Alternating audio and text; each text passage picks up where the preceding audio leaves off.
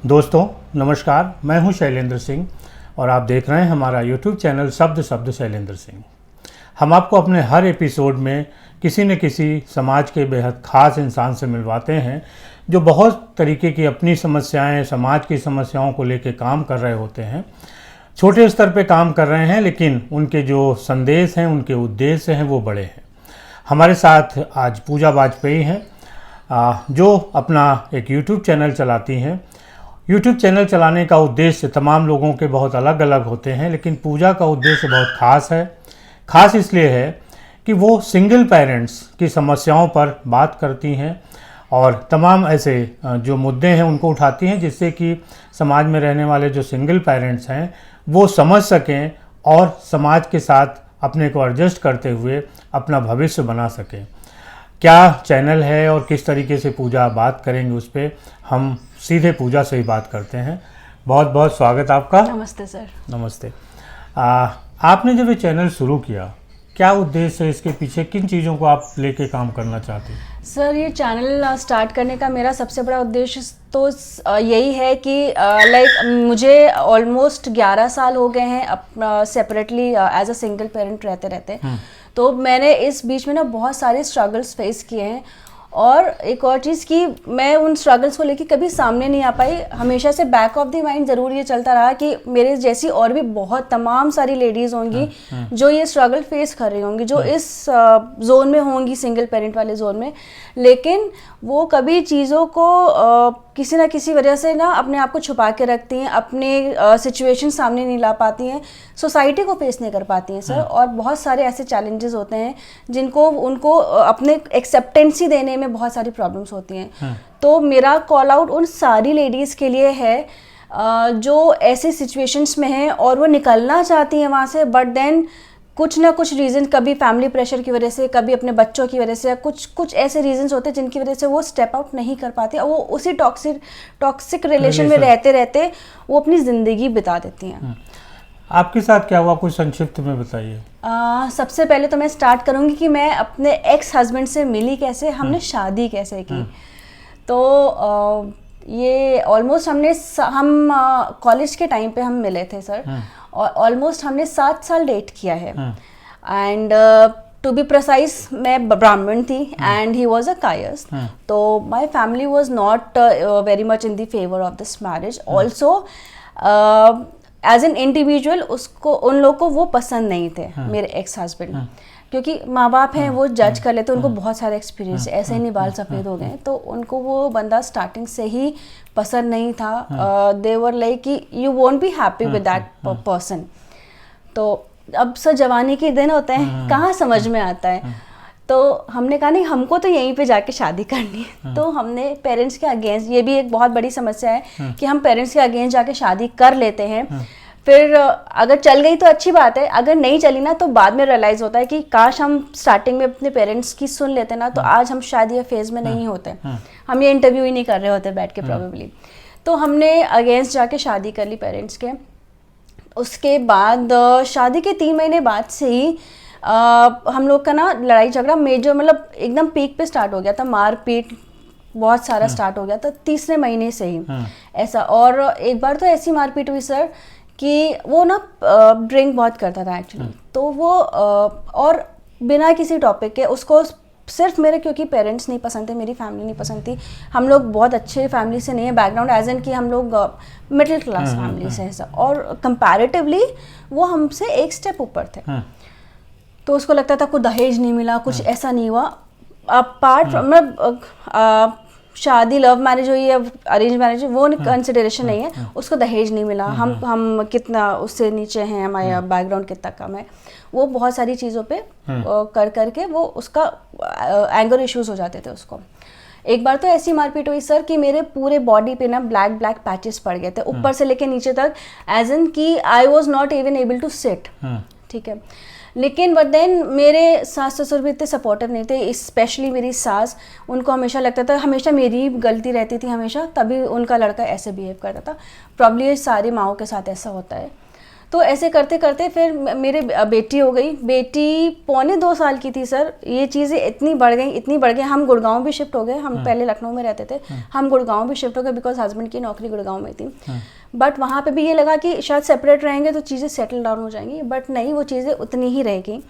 तो जब मेरी बेटी 1.25 साल की थी तो दिसंबर का महीना था, तो इतना मारपीट हुई, लिटरली मेरे हस्बैंड ने मेरा गला दबाने की कोशिश की बेल्ट के साथ। I was having a mark here. तो मेरे को लगा अगर मुझे कल कुछ हो जाता है इन सब लड़ाई झगड़ों के चक्कर में तो मेरी बेटी का क्या होगा।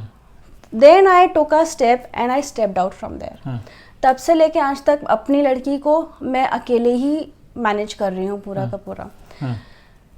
फिर अब वहाँ से तो मैं निकल आई, कर रही थी मैंने अगेंस्ट जाके शादी। अब घर पे आने के बाद में तो बहुत सारे चैलेंजेस रहते हैं। आपके माँ बाप आपको एक्सेप्ट कर लेते हैं, बस ज़रूरी नहीं है कि आपके माँ बाप और आपके इर्द गिर्द जो लोग हैं वो उस एक्सेप्टेंस को वो लोग एक्सेप्ट कर पाएँ। बहुत सारे ऐसे लोग थे, बहुत करीबी लोग थे ऐसे, जो वुमेन एम्पावरमेंट का झंडा भी बहुत लहराते हैं, बट सबसे ज़्यादा उंगली भी वही उठाते हैं। फिर इतने कलेश मचाए उन्होंने, इतने बिचिंग किए, बैक बाइटिंग किए, नहीं ये घर हड़पने आई है, आपसे धीरे से सिग्नेचर करा लेगी, इसका एजेंडा कुछ और है, और सोसाइटी का प्रेशर होता है सर, बहुत सारी चीज़ें होती हैं। बट क्योंकि आपके पास ऑप्शन नहीं होता है कहीं और जाने का, तो आपको वो सारी चीज़ें अपने दिमाग में स्टोर, आपके सबकॉन्शियस माइंड में ना बैठती रहती हैं। तो ऐसे करते करते मैंने नौकरी शुरू की थी। मेरी नौकरी स्टार्ट हुई थी 7,500 रुपये से। जिस 7,500 रुपये में मुझे अपना भी करना था, मेरी लड़की का भी करना था। एंड वो सरप्राइज, जब मैंने शादी की थी ना उस टाइम पे मैं 20,000 रुपये 25,000 रुपये कमा रही थी। तो वहाँ से वहाँ पे आना, वहाँ से दोनों को मैनेज करना बहुत बड़ा चैलेंज था। उसके बाद चैलेंज, घर वाला तो चैलेंज जो है वो तो आपको रोज़ झेलना ही पड़ता है। उसके बाद जो मेजर चैलेंज आता है, जो आपको सालों से देख रहे हैं, लाइक एक किस्सा मैं बताऊं तो मेरे हस्बैंड के एक लंगोटिया यार थे जो हमारे साथ वहाँ थे, दिल्ली में थे, ठीक है। हमारा उनका आजू बाजू ही रहते थे हम लोग, हमारा उनका बहुत आपस में, मेरी बेटी उनको चाचू चाचू कह के बुलाती थी, हम लोग बहुत जेल थे, ठीक है। जब हम सेपरेशन मोड में थे अपने हस्बैंड के साथ, तो होता नहीं कि एक कंसोल करने के लिए आप, क्योंकि वो उसका फ्रेंड है तो हो सकता है चीज़ें सेटल डाउन हो जाए, तो उस चक्कर में we were having a chat WhatsApp पे। उस टाइम पे आपको इतना फॉर ग्रांटेड ले लिया जाता है, being a single parent, specially a mother, और ऊपर से आप थोड़े से भी अच्छे दिखते हो देखने में, तो आपको इतना फॉर ग्रांटेड ले लिया जाता है कि लिटरली मैं बताऊं, ये बहुत ही कम लोग, 2 4 लोग 5 लोग जानते होंगे मेरे लाइफ में। I was having a very normal chat with that person, ठीक है। रात में शायद 12 बज रहा होगा, उसको पता नहीं क्या क्लिक किया मेरी बातों से, उसने कौन से सेंस में मेरी कौन सी बातें ली, आई एम नॉट श्योर। उसने लिटरली बहुत ही चीप हरकत की सर। उसने अपने प्राइवेट पार्ट की फ़ोटो मुझे क्लिक करके भेजी, and that was disastrous for me. मतलब उस टाइम पे मैं बहुत ही इनोसेंट सी थी सर। मेरे लिए सब, मतलब मैंने कभी सोचा नहीं था कोई ऐसा भी होगा जो मेरे को, मतलब इतना क्लोज, जो मेरे को ऐसी चीज़ें मैं एक्सपेक्ट ही नहीं कर, मेरे इमेजिनेशंस के परे था वो सारी चीज़ें। तो मेरी रात ऐसी काली हुई है, ऐसी काली हुई, मेरी रात भर मैं वो चीज़ ले ही नहीं पाई सर। और मेरे रात भर आई वॉज लिटरली क्राइंग कि मतलब मैं कैसे ऐसी चीज़ें, अब ये तो पहली चीज़ है सर, ऐसी बहुत सारी चीज़ें, बहुत सारे लोग ऐसे आएंगे जो ऐसे बिहेव करेंगे। तो मेरी रात ऐसी लगी, मैं बच्चा कैसे संभालूंगी, मैं ऐसी चीज़ें कैसे हैंडल करूँगी, फैमिली प्रेशर अलग है, सोसाइटी का प्रेशर अलग है, बहुत सारी चीज़ें होती हैं सर।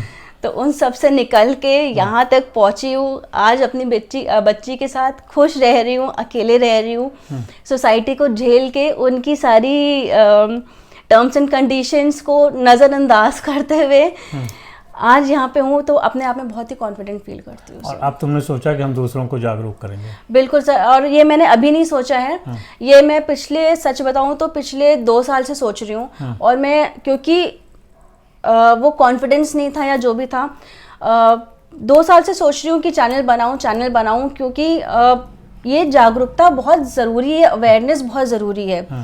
सब बहुत सारी लेडीज़ है जिनको ये अवेयरनेस चाहिए है, जिनको चाहिए कोई एक सपोर्टिंग हाथ आगे आए, या प्रॉब्लम जिनसे वो इंस्पायर हो पाए, या जो उनकी बात सुने और समझे।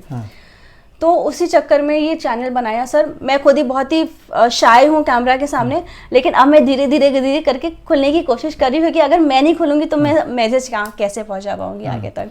तो बस यही एक छोटा सा इनिशिएटिव है कि तो अभी आप जॉब कर रही हैं, संतुष्ट हैं, अपने पैरों पे खड़ी हैं और अब दूसरों को रास्ता दिखाएंगे। हाँ सर, और अगर मैं किसी 2 लोगों को भी रास्ता दिखा पाई ना, जो मेरे से मोटिवेट हो पाए, तो I will be on the top of this world. तो दोस्तों देखिए, पूजा का जो उद्देश्य है वो कितना अच्छा है, सराहनीय है। आप सब लोगों से अपील है कि निश्चित तौर पे आप इनका जो चैनल है उसको सब्सक्राइब करिए। क्या होता है ना, सब्सक्राइब करने से आपका उत्साह बढ़ता है और फिर आप समाज के लिए जब काम कर रहे हैं, जिसके पीछे उद्देश्य सिर्फ एक तरीके की समाज सेवा है, लेकिन आज सोशल मीडिया का प्लेटफॉर्म ऐसा जिससे हम बहुत सारे लोगों से एक साथ कनेक्ट हो सकते हैं, अपनी बात कह सकते हैं। पूजा की बात आपको कैसी लगी ज़रूर बताइएगा।